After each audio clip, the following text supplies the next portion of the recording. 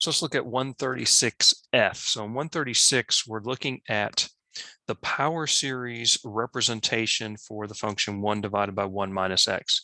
And I go over this in the lecture video. We talk about where this comes from, essentially from what we know about geometric series, because this indeed is a geometric series over here with the ratio r equal to x. And so this is true for all values of x less than 1 in absolute value, or for values of x between -1 and 1, right?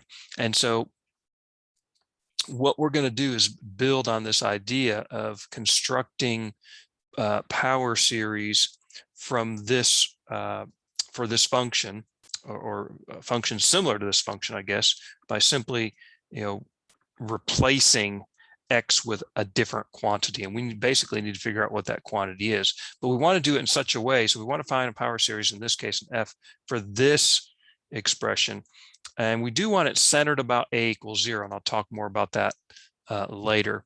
So we do want it to be centered about 0, which this one is centered about 0, right? This is x to the n, which again you can think of as x minus 0 to the n, of course, so it's centered about 0.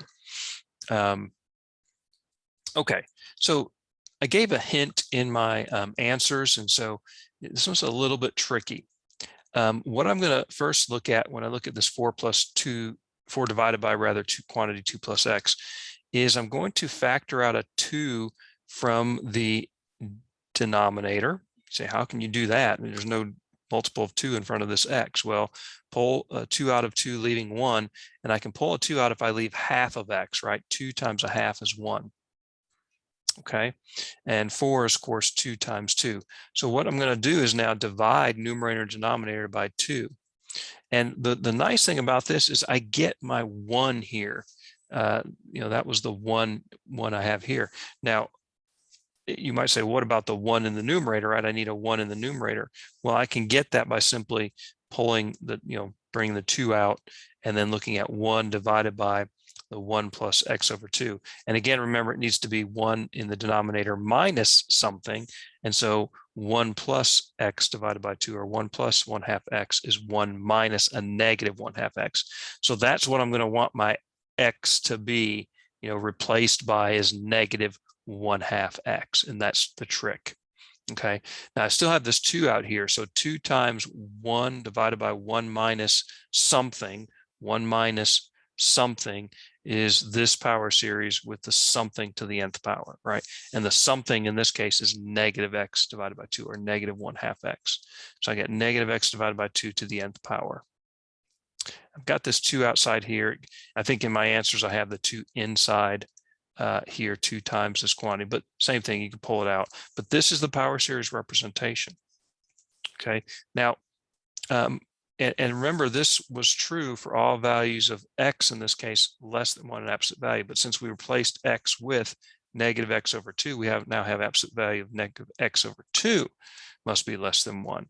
So if I'm break this absolute value up into absolute value negative 1/2 times absolute value of x, of course absolute value negative 1/2 is 1/2. I have to have what? Multiplying by 2 absolute value of x less than 2, which says x is between -2 and 2, or using interval notation, right?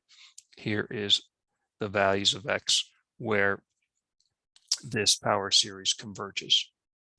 Okay, and that's the answer I have in my answer. So that's what I have for the power series and the corresponding values of x. Now we can actually simplify, first of all, this expression a little bit, and I'm going to do that. I'm going to bring the 2 back in like I had it in my answers here, and then I'm going to do 2 divided by 2 to the n. So this is 2 to the first power up top, right? It's really 2 over 1.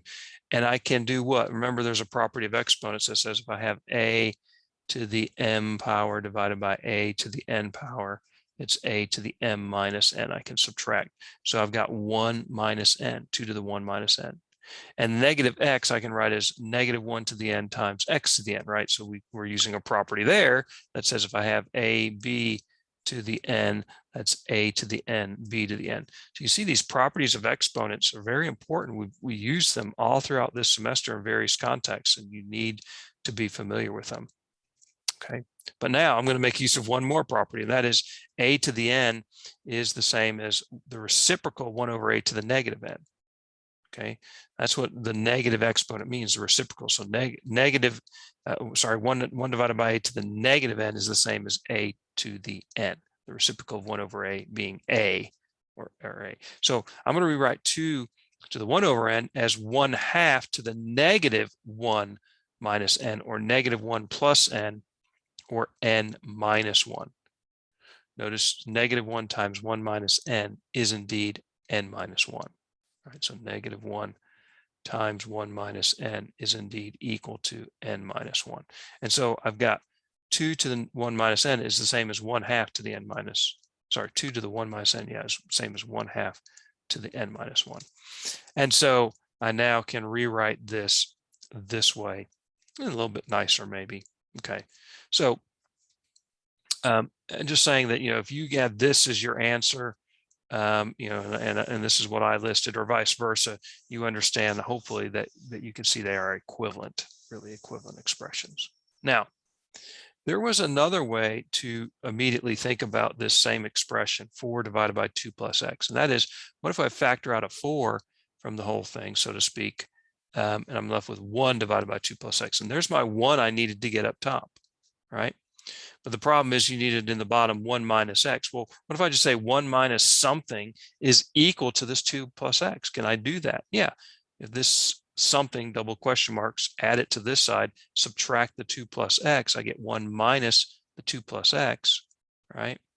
And distributing this negative 1, I get 1 minus 2, which is negative 1, and then minus x. Factor out negative 1, I get negative 1 plus x, or negative x plus 1. So you might think, well, hey, this is just 4 times 1 divided by 1 minus the quantity, what? Negative x plus 1. If I just replace x with negative x plus 1, okay, if you go through that process, you're going to get a different looking power series and a different interval. But here's the thing. This is not going to be what you want to give in this problem, because we wanted a power series centered about 0, right? Which means we have to have x to the n. This is going to give you, negative 1 to the n, but x plus 1 to the n when you replace x with the negative quantity x plus 1. You're going to get x plus 1 to the n, which is a power series centered about negative 1, right? So that's going to give you a different power series because you're centered about a different value of x, and so things are different there. And so this is not really what we want to do. At first glance, this seems like, yeah, that's a good idea, let's give it a try, but it doesn't give us a power series that's centered about 0 as we're asked for. So the correct response would be to do what we did in this case. A little tricky here, especially with the initial, going from here to here. Not a lot of people would make this jump in this connection. Okay, so I hope that sort of clarifies the answer to this one. And if you've got questions about